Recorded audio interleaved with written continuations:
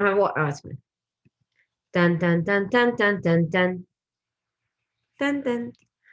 Bum bum bum bum bum bum bum bum bum. Do do do do do do do. Dun dun.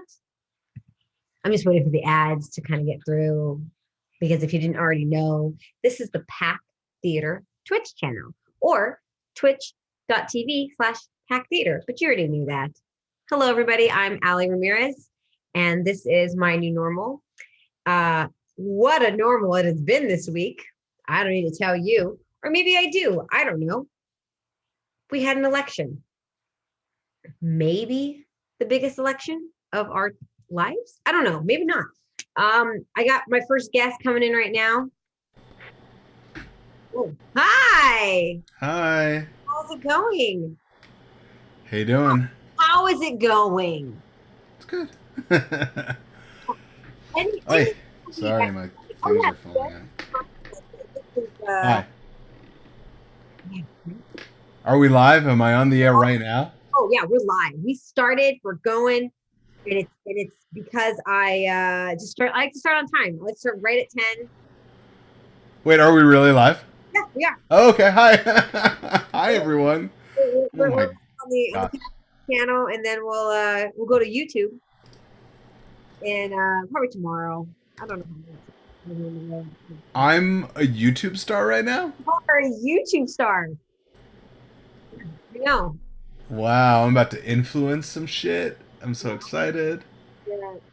How are you doing?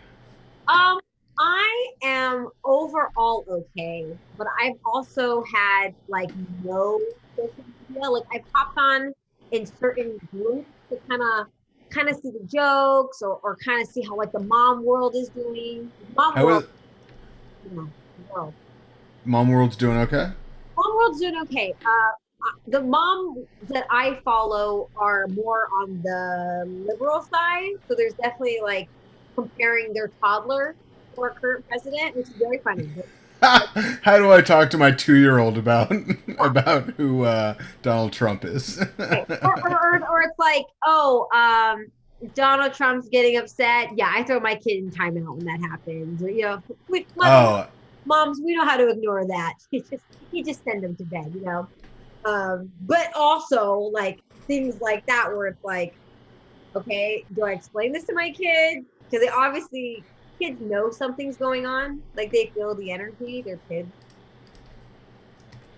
yeah, I assume they do. Yeah, but overall, I'm okay. But I've made a lot of um, This week, I teach Hebrew school on Wednesdays, and my co-teacher had such a good talk with the kids like about civic engagement and like didn't make it political, but was like, it's Hebrew school, so obviously everything's related to being Jewish. So it was like, as Jews, it's very important to be civically engaged. It's part of our religion. It's like in the religion we have to, pray for the welfare of the country that we live in, and blah blah blah. And she just did an amazing job of doing that. And then when I had the kids on my own, I did a lesson. So the Torah portion this week, not to go into a completely different no, no, no. topic. This is The Torah portion this week is called Vayera, and it's the famous story of Abraham sacrificing Isaac. That was this Torah portion. let's assume that I didn't go to Sunday school. Let's just Okay, go ahead and tell me this famous story that I mean, everyone clearly knows. you don't know the story about Abraham almost sacrificing Isaac and the angel stops him. You live in America, right? You know, yes, that sounds vaguely familiar, but I Okay. don't want to act like I really know it because I really. I'm, Okay, that's fine. You don't have to know it. It's fine. okay. But a parsha is like several chapters, right? So the one of the early stories in this parsha is about God telling Abraham, "I'm going to destroy the city of Sodom. They are horrible people. They're thieves and gamblers and murderers. I'm going to destroy them." And Abraham has an argument with God that's like, "Well, would you destroy an entire city if I could find 50 righteous people? If I could find 50 decent people in the city?" And God says, "All right, if you can find 50 decent people, I won't destroy the whole city. Okay. You don't want to destroy an entire city if there's 50 good people there, right? Is the number 50 significant? Is that something that God likes? Is he like? And then Abraham says, "Well, what if there's 45 good people?" Okay. Oh, I honestly don't know this story. Okay. No, it's okay. This one's a little more obscure than the Isaac story. And then God says, "Okay, if there were 45 good people, fine." And then Abraham goes, "What if there were 30 good people? What if there were 20 good people? What if there was 10 good people?" So it's this obviously has like a lot of like Sunday school kind of significance or whatever. But I decided to use this story to teach kids about standing up to authority. And the lesson went really well, by the way. Like, the kids totally got it. Like, they're 11 and 12. They're not babies. Like, they're young adults. Their minds are completely young adults. But when you're doing it in the context of a school, the principal of the school like stopped into my Zoom to like check in like during that hour and listened to the whole lesson, and then was like, "Gil, I'm not sure that's the right lesson we should be teaching. Like, to question authority is not something a religious school, even a Jewish religious school that Jews were all about arguing and sort of the legalese and interpretations and stuff.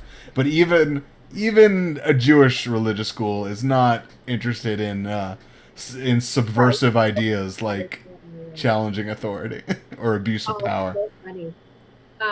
That's That was very, very funny. But hey, it's a week, man. So it's been a week. Yeah, it has been such an interesting, emotional.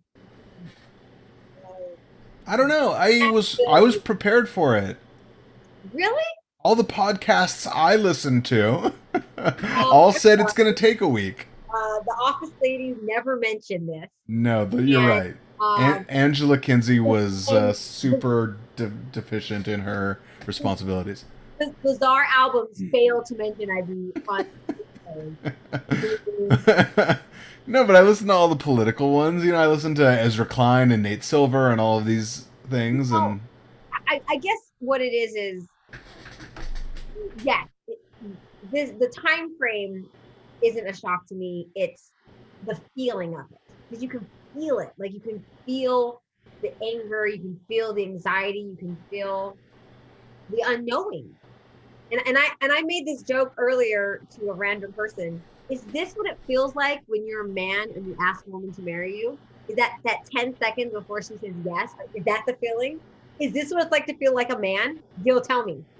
Is this what it's like to feel like a man? I've never asked anyone to marry me. I've never been in a relationship that got to the level of maybe this could be marriage. So I'm finding this whole conversation very hurtful. I mean, is there an unknowing in asking someone out? Yes, there. Is this that feeling? Yeah, that's why we just don't do it anymore. Oh, I'm just done asking people out. Fair. So and done voting also at the same time. So. Oh man, they both come from the same instinct. I just don't want to be hurt again. The founding fathers knew when we wrote this Constitution, we shall have white men vote, just like asking a woman on a date. They'll get it. Ben Franklin was the original fuckboy, though. It's true. That dude got. That's why he wanted to be the ambassador to France. He enjoyed several mistresses in France. I know that Thomas Jefferson was the ambassador to France because I have listened to the musical Hamilton. So that's yeah. Ben Franklin doesn't appear in that musical. No, but I know, which is weird, right? Well, we don't have time for Ben Franklin. I worry about Hamilton.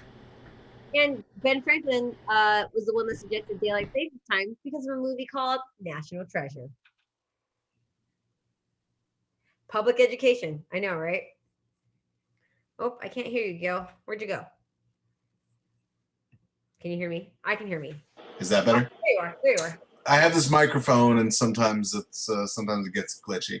Yeah, that's what I love about technology. I've learned so much about technology in the last 7 months. Websites and Do you want to learn any more Bible stories? Actually, I do, because so I was baptized Catholic, and then Do other religions baptize also? Can you be baptized Presbyterian? Can you be baptized oh, other Christian denominations? I don't know, because Okay, I I was don't. gonna say I was baptized Catholic, and then between being baptized as a baby and now, I've probably gone to church maybe a dozen times, like some Christmases and Easter for my grandma. Sure. Rest in peace. Was she religious? Yes. Yes. My grandma Ramirez, very specific, was very religious. She was so religious that there was a time when we thought that my grandpa was going to pass before her, which didn't end up happening. And we're at the hospital, and like he's on his deathbed, and my grandma's sitting there, and she's like in her 80s at this point. And I sat down and I was like, Grandma, how are you feeling? And she said with a straight, not a quiver, not a tear, straight, just said, why is everyone freaking out? I know where my husband is going, and I know where I'll meet him. That's actually lovely. It was, yeah, it's beautiful, but like there was never a doubt in her mind. She was like, I know what's going to happen. The priest already came, and I did my wifely duty. He got his last blessing. I know where he'll be at when this is over. I know where I'll see him. I was like, oh, cool, Grandma. That's my favorite lyric from a Grateful Dead song. There's this great song, "Estimated Prophet." That's and it's this guy on his deathbed, and he's like, I know where I'm going. They're gonna light my way. I'm going where the angels are, and like it's just the certainty of don't worry about me. Right. I know. Right. And I always thought that was unique to that song. I didn't know that was a religious conviction, but I like it. Yeah, I mean, and it's and I think that I think I am personally not religious, but I understand that is a beautiful thing about religion, right? Mm-hmm. You have a sense of faith, and you have a sense of comfort, and you have a sense of community. So tell me another story. Big hand motion. No, I don't know. It's just been nice teaching Hebrew school this year, and it's made me go and read my Torah, which I never, I've never like read these stories, week to week, and like it's been really cool to do that. So started. We have a very specific order. Like Jews are like, oh, well, this week is this parsha, and so this week we've been learning all about Abraham over the last couple weeks. We're in like the beginning of the Torah, so like it's all the Abraham stuff. And what's kind of cool about it is, just as someone who has studied story and narrative a lot, and Joseph Campbell and all of those things, to see how that stuff applies to the Bible at the same time, because Abraham first appears in the Torah at the very end of the Noah story. So the flood happens. Noah and his family get saved. They find dry land. After that is the Tower of Babel happens real quick. Humans decide to build a tower to the sky, and God changes all of their languages so they can't communicate with each other. And that's our myth about like why people come from different places, because okay. That's the myth of, that's the Tower of Babel. And then at the end of that story, the very end is, and then there was this guy, Abraham, who was born in the city of Ur and traveled to Canaan, but he stopped in this one town on the way, and that's where his father died. And that's like what you get at the end of the Noah story, which I find fascinating, because Abraham, the name Abraham means father of nations. Okay. In Hebrew, Abba is father. So Abraham, obviously the beginning of Abraham is Abba. And just in terms of narrative, if you were writing this story today as a movie, just knowing that the guy's name is father, and that the first thing that we know about him is that his father dies, what do you think the theme of the movie is going to be? It's Star Wars. He's Darth Vader. It's Luke's father. It's going to be about fatherhood, right? It's a parent. No. What is that? Parent Trap?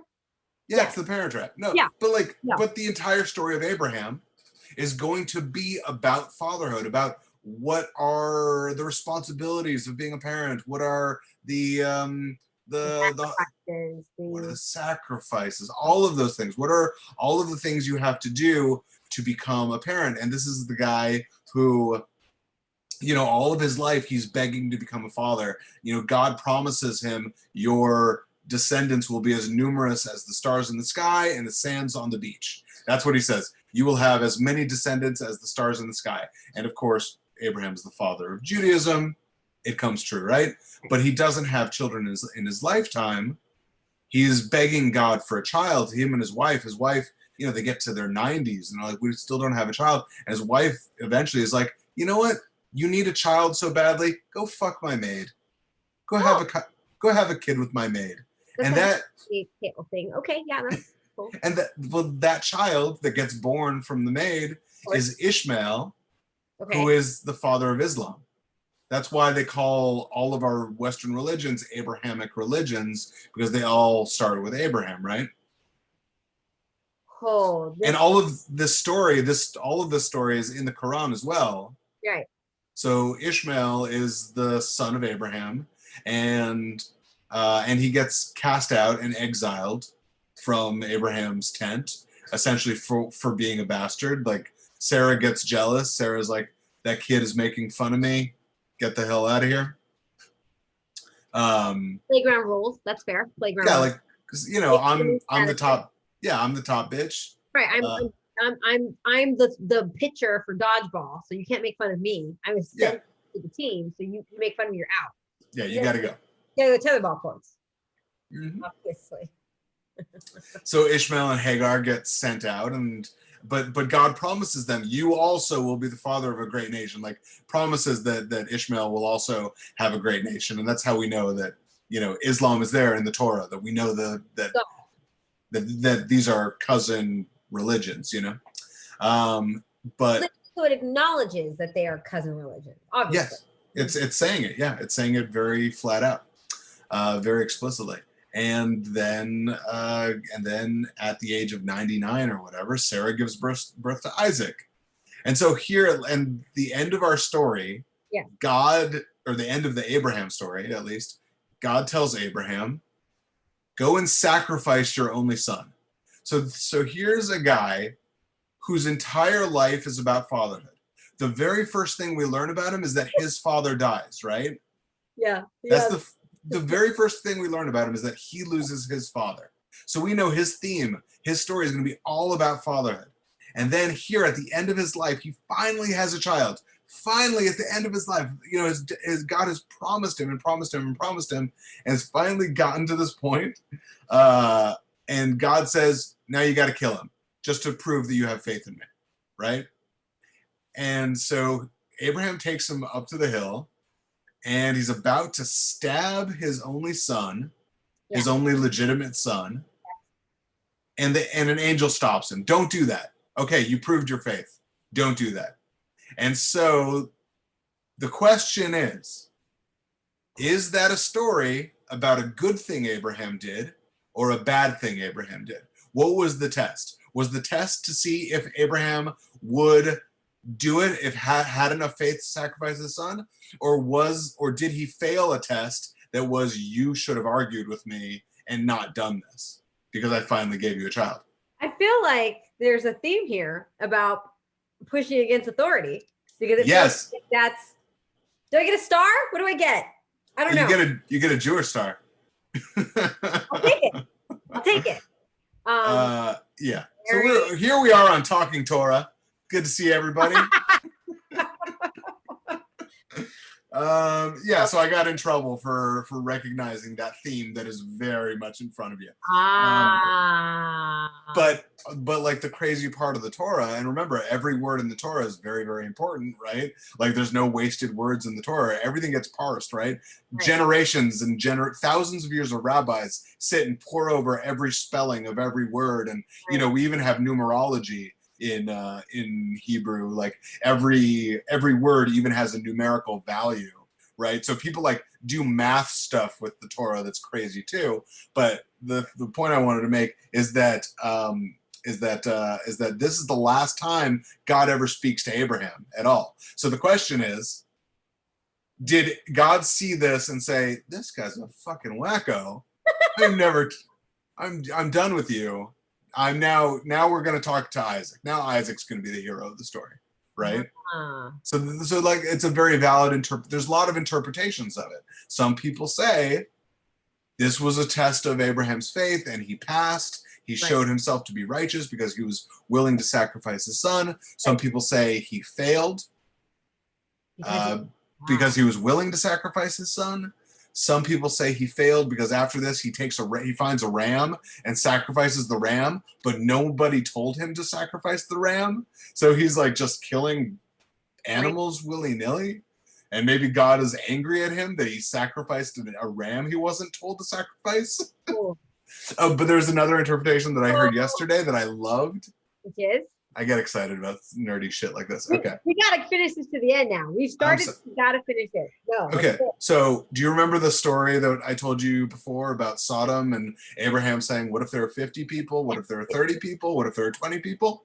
So there's an interpretation that says that at this point, when God tells Abraham to sacrifice Isaac, that he is showing Abraham how hard it is for him as God to allow people to die, that he doesn't take on the death of people lightly.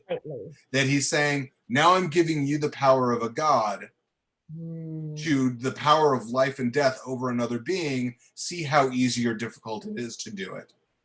And so he is, like in the way that a parent would, showing their child, I don't do this lightly. I don't just send floods and destroy cities and give people cancer just for my own whims. It's always difficult. So I'm teaching you this lesson. So that's an interpretation I heard yesterday that I absolutely loved. But I don't know. What do you think? Well, this is a lot of information because again, this is like, I was aware that Abraham was asked to sacrifice his only son, but I wasn't aware of his life story, his whole biography, and what it took for him to have this son. I mean, I think with,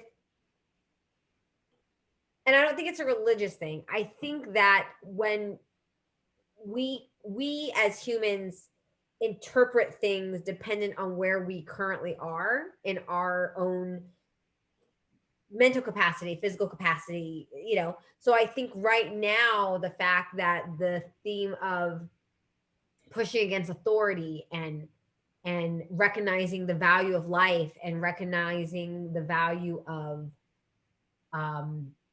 trying to interpret what the authority wants, I think that's very, very relative to what's happening right now. Especially by the way, for 12-year-olds. Of course. Are you kidding me? They are getting to the point where they're questioning authority anyway. Absolutely. I wanted to have a conversation about when is it appropriate? When does authority do things that are not right? There's a famous biblical quote that comes from this Parsha when he's having the argument about the 50, 40, 30 people. Abraham says to God, shall not the judge of all the earth do right? If you are the judge of all the earth, shouldn't you do the right thing? This is saying, shouldn't the judge of the earth do the right thing? And I think that's something that we have to ask of our authority figures all the time, is we've given you this power.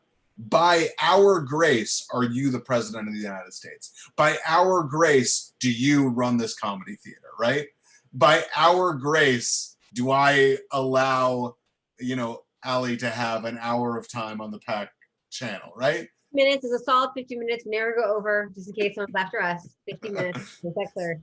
So we're giving you a responsibility, and you, as a person who's been given a power, it's so important that you feel the weight of that power. Yes, absolutely. And I think that also adds to just the social media right now, especially this week, because obviously not everyone's vote is going to go the way they voted, right? Not every prop, I can't, excuse me. Sure.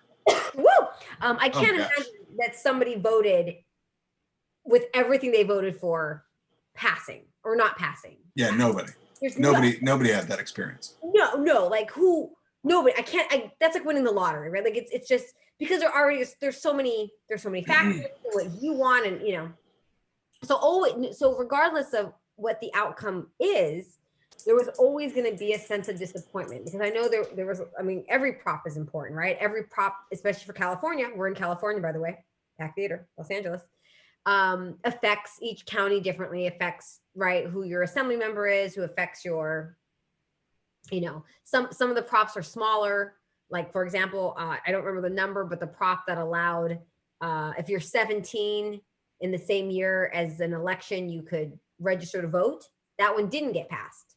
Now that one personally didn't affect me because I mean, and maybe it will in the future, but wait, did you vote against it? No, I voted for it, but I'm saying like it didn't.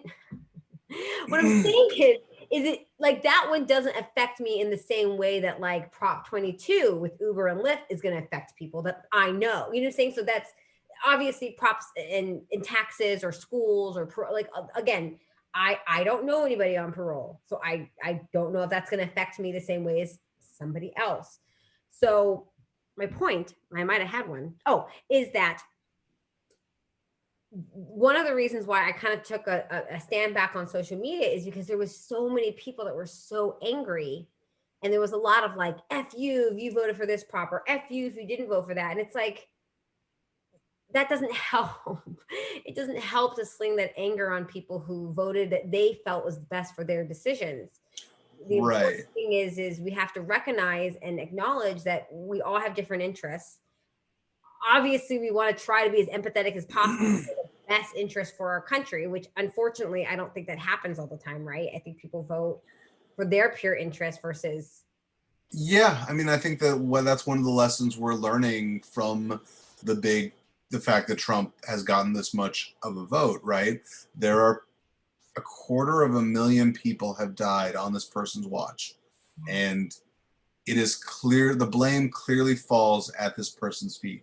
This is a person who was given authority who didn't feel any of the weight of responsibility. This guy walked into the Oval Office and didn't feel it. Like he got into the Oval Office and said, yeah, I deserve this. He didn't feel the weight of it, right? And I generally, every time I see, a variation on the meme of like, we can disagree about where to put a stop sign. We can't we can't agree to disagree about human rights. And I agree with that. I think that is right. I generally also agree with you that, that's telling people, fuck you, get out of my life is not the way to change their minds on that. I think I always love seeing what Sarah Silverman does when some crazy person comes at her on Twitter. And her response is always, are you okay? Well, what's going on? Are you okay? Let's talk about absolutely. And I'm not saying that that's an easy thing to do.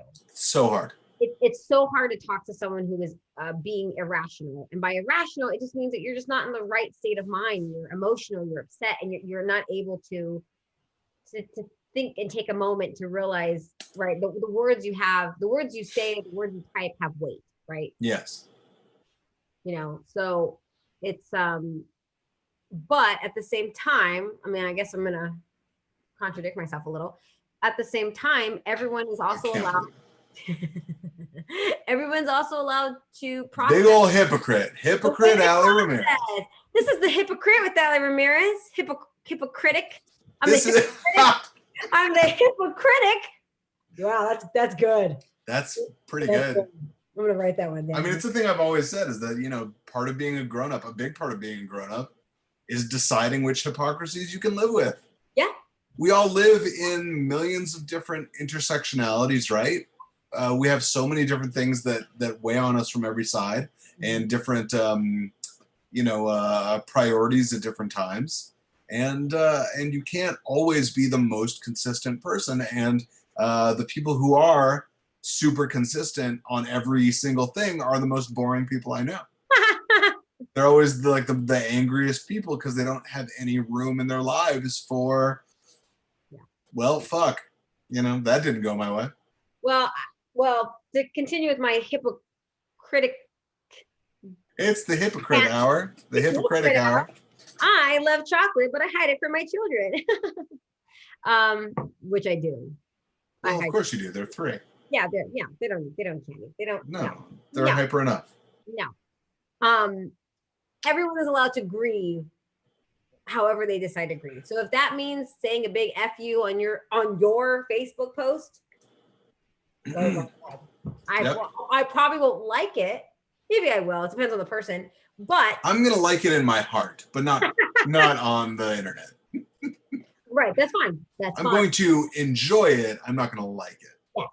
Yes. I'm not gonna scroll by it quickly. I'm just gonna go, oh, all right. Okay, keep going. But yeah, so obviously there's just a lot of emotions right now, which I think is fair. It's a lot of big decisions are being made, are still being counted. But I will say though, there are some funny memes. There are some funny comments about Nevada and counting. Philadelphia, you hear about Philadelphia and about, I guess someone mentioned on Twitter about how they want Republicans to come and swarm Philadelphia. And so all these Philadelphians were like, the nicest librarian in Philadelphia could kick your ass. Like,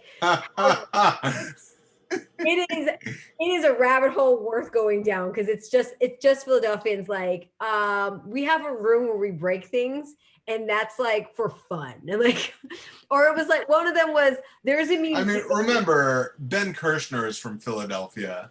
Yes, he knows. So you know that, if something ever pisses Ben off, you will see a Ben-shaped hole in the wall. Oh, yeah. Like that's how pissed Philadelphians can get. One of the tweets was like, we have a museum that has like deformed fetuses in a jar, and that's not even the top 5 crazy shit in our town. Bring it. And it was so like, I was like, wow, Philadelphia, you that's guys so funny. Fair. But the Nevada counting's funny to me too, because it's all dealers and Vegas. That's funny. Yeah, I mean, are you wrapped up in the math? Do you know? No, so path to victory. I know that I was gonna say Vice President Biden. Is that his official title? I'm very at this point he's still Vice President Biden. Is it former Vice President? No, former Vice President. I think you're allowed to keep the title just generally. I think, Clinton was Secretary Clinton, long after she was. I think she's still Secretary Clinton. Or she's Senator Clinton. Well, Secretary is her last title, so I think she's Secretary. Okay. And it's the higher title, I guess. It is the higher title. I know because I watched Veep many, many times. I just want to make sure everyone knows that all of my, most of my education is through television or music. Yeah, we know. You get it. You get it. Me too. Okay, you get it.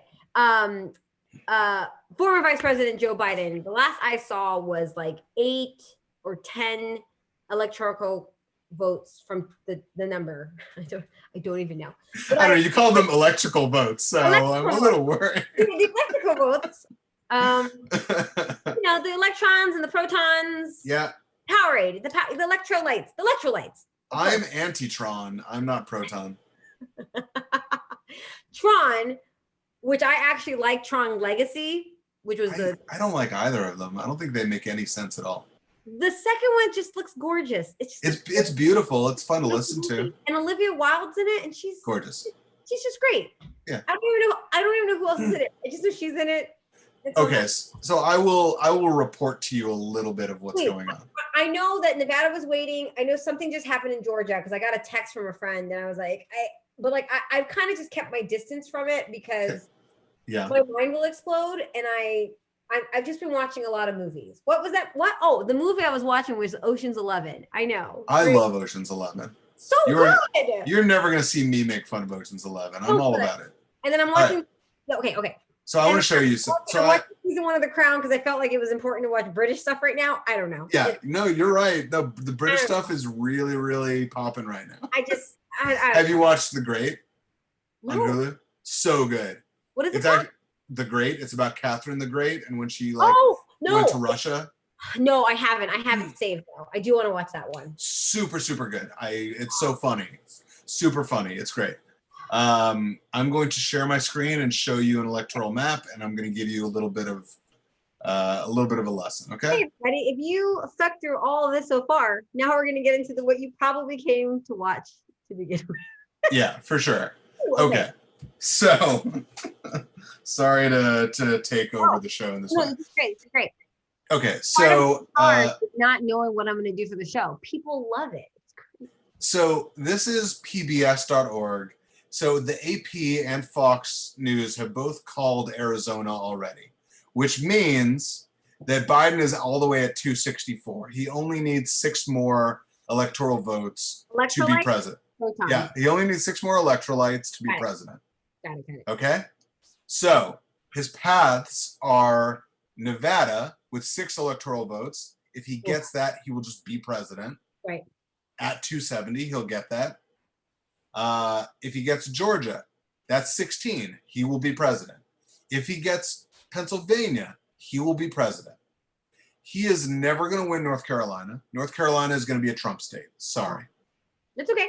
Okay? Michael Jordan played basketball there in college. That's all I know about North Carolina. Right. So that's because I watched the movie Space Jam. I'll do this all night long. All right. Yeah, this is the What I Know from Movies Hour with Alli Ramirez.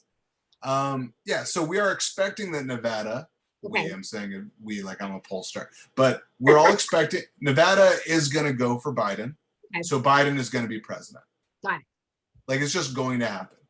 I thought it was going to refresh right now, and I might have started crying, but it didn't. No, it's fine. If it refreshes right now and Joe Biden becomes president, I will literally start crying. I just want the world. If we could be the first to announce right now, that would be amazing. I just want to say, if we could break news on this show, this is the breaking news hour, of course, with Alli Ramirez. This is the breaking news hour. You know what we should have done? We should have called everything like 15-minute segments because we had some good titles in it. There was Torah Time. We got Torah Time. We had the Hypocritic. We've had movies, things that I've learned from movies. The Hypocritic, of course, is the show where we critique hippopotami. we just look at pictures of hippopotamuses from zoos, and we just critique them. Like, that's a fat one. I really need to say what it is. What is an electoral college? Electro college Catan. So Biden is going to win Nevada. Like it's just we kind of know that already. But remember, so that would take him to 270. But a big part of this election has been: is he going to have a mandate? Is he just going to squeak out this election, or is this going to be like a big victory? Right now. So the hope for I think most liberals like us is that he still wins Pennsylvania and Georgia.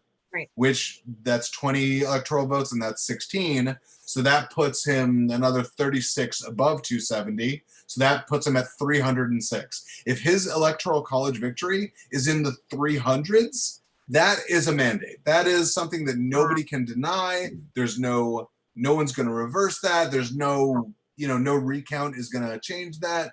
Has that happened in the past? Sure. I mean, yeah, people have gotten it's big electoral college wins. Right. Sure. But I think that the fear with someone like Biden, who's so bipartisan, so, the thing I always say about Biden is that he fetishizes bipartisanship to an unhealthy degree. Like, you see it in Biden all the time, where he's like, I work across the aisle. I'm still friends with Lindsey Graham. I'm still friends with Mitch McConnell. Like, he talks about those friendships.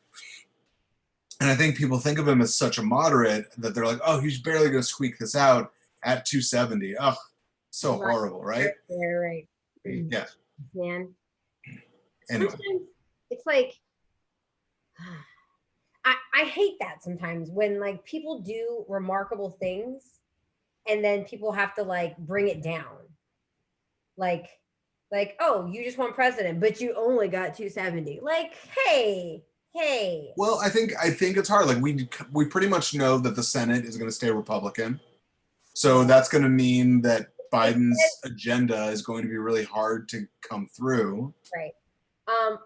Our unofficial ballot counter on the message just said that Trump got 302 in 2016. Yeah. Right. So, by the way, getting a higher electoral college vote than Trump did is going to drive Trump crazy. Yes. if that happens too, which is good. That's what we want also. We want Trump to go absolutely fucking nuts. I mean, All he's right, not already there. I'm going to stop sharing my screen. Oh, what if it broke? It won't break right now. Oh my God, Biden just became president. Shut up. That's not funny. Is it funny? Did it happen? I will weep like a child. No, I'm on brink of I said this to someone else. Like I think my brother came in the room and was like, "Hey, did you hear? Did anything happen?" And I was like, "If we get a new president, there's not going to be a place on this planet where you are not going to get a notification about it. Sure. You could be at the bottom of the Mariana Trench in a submarine, and there would be a TV that goes, CNN calls the presidency for Joe Biden. Like, it's going to be everywhere. So you don't have to worry about missing it. I'll get some alarm on my phone that I didn't know I signed up for. Some text message will come through. Every news source that you have ever read in your whole life will send you a text and an email and a phone call at the exact same time. I'd be like, what? DoorDash? Why are you telling me this? I don't. I guess. Free 10% off next week, and we have a president. Yeah, you won't be able to hide from it. My dog's vet? What?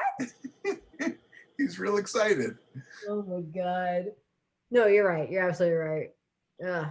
But either way, I'm still not sleeping tonight. I haven't slept. I've slept. Don't sleep. Who wants you to sleep? No one wants you to sleep.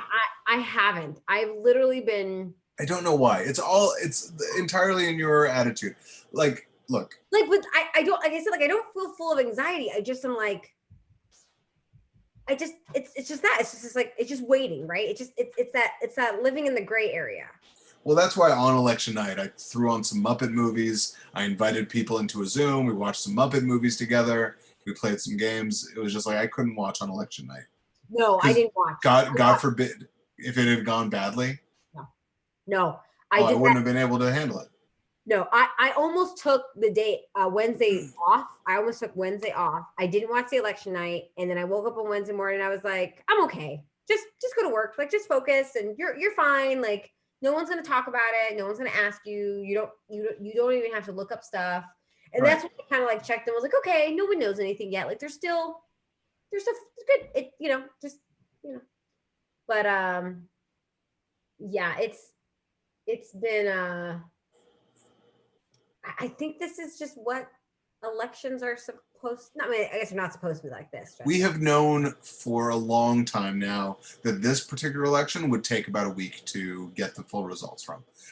I personally think we'll probably know sometime tomorrow, and if not, we'll know by Monday. But it's not that crazy. Like they're just counting. But I think also too is, at least in my lifetime, it's always been night off. Correct. It's always been, and it's also been, there's been less votes. We've had more mail-in ballots. We've had more early voting than. We have records this year. Record number of voters for the candidate, by the way. Biden has already gotten more votes than any candidate in history. Really? Yes. So, and even with that, he might only get to 207. Or 270, I mean. He could still only win at 270. Right. With the most votes for a candidate ever. And that's how you know that this stuff is so super, super rigged and gerrymandered to death. And, that there's so many barriers to entry. And there's so much, voter fraud, not voter fraud, but voter suppression. The system was not created equal. Right. Not created equal, but it's also been made worse. I mean, I don't know if you saw the Stacey Abrams documentary, but she talks all about the gerrymandering. It's on Amazon Prime if you want to check it out. I know gerrymandering. I know that. I don't know college, but I do know that. It's but also voter roll purging and disenfranchisement and all of these different things that they do to stop people from voting, from expressing their opinions. They do it all the time, and it's crazy that now we're looking at a split government where the Senate is still going to be Republican, and it's mostly because these people don't want to lose power, and they fix the system so that people can't vote. Man, it's it's Your show is always super hilarious when I come on. it's, you know what it is though, really. It's about the fact that I feel like a lot of people, myself, I guess I can only speak for myself. Me personally am more aware of the policies and more aware of the voting and more aware than I was 10 years ago, especially 4 years ago, but more so now. And I don't think that's an adult thing, because I've gotten older. I think it's because there is more resources and more people pushing voting and getting information and being able to, to reach out there. Agree. Yeah. And I feel like that wasn't maybe the case for my parents when they were in their 30s. I think it was I also think that in our generation, or at least even in the last 20 years or whatever, our pop culture has made politics part of pop culture, right? Yeah. Like, part of it is the bad part, right? The 24-hour news cycle, the making all about the horse race of it, right? So it becomes kind of infotainment, but also just like the things we want to watch. They are super political. They are challenging us about a particular idea. Our social media, all of our friends, every few months there's an attack on another part of the world, right? Or another part of whatever society. So we have to fight for gay marriage. We have to fight for Black Lives Matter. We have to fight against anti-Semitism. We have to fight against, deporting immigrants and all of these things all the time. So of course we're going to be more aware of it. And like you're saying, your parents, our parents were teenagers in the 60s and 70s, right? And they didn't have to worry about it if they didn't want to. Yeah. If they didn't, like, I know that obviously the 60s was very turbulent, but there were only 3 channels, and if you wanted to, you could turn it off. Right. Oh man. Well, thank you so much for joining me. I didn't know what to expect because, again, it never crossed my mind to not come online today because I don't know what people want or need, and quite frankly, I was looking forward to just talking about something that was either related or unrelated because, again, we're still in a quarantine. We're still kind of in our bubbles a little bit, so we're not interacting in the same way that we would, I'm in my my void. This is my toy game board. Yeah, but that's real. There's none of this. This is all digital.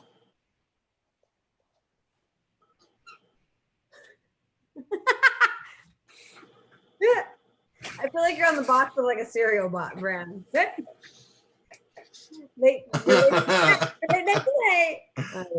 This is Serial Killers with Gil and Alli. That's how we're going to end this. Anything you want to plug or share or anything? I mean, you've already shared so much. Thank you for the stories, and thank you for really talking about, I think, what we're all thinking about, which is pushing authority and making sure that they provide and take responsibility for the power that they've been given in a righteous way, in a positive way, and to know that we might have a couple more days of this before it's we might have a couple more days. Right. For me to plug, Tuesday, but yeah. For me to plug, we have another episode of Your Late Night coming up next Friday. It's a big surprise. We have something really special cooked up. Obviously, I'm not telling anyone about who the host is or might be. I was gonna say when you told me you're coming on, I was like, I don't know who the host is this month. And usually, by this time we know. We have something very special that we're going to announce in the next couple days. And of course, Setflix is on the 3rd Friday of every month. So come back and check out Setflix. I haven't checked in with Chelsea Pope yet, but I'm guessing she'll be the judge because she was our champion. She was our champion last month. She's the best. She's a wonderful person. She's wonderful. So we'll check in with her. We'll see if she'll come back. And those are the things I'm working on. Yeah, I literally wrote a sketch for her to be in just so I could work with her.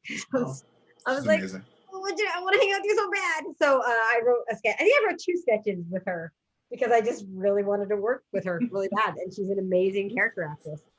Amazing. So that's what I do. If I want to hang out, if I want to be your friend, I just write sketches for you.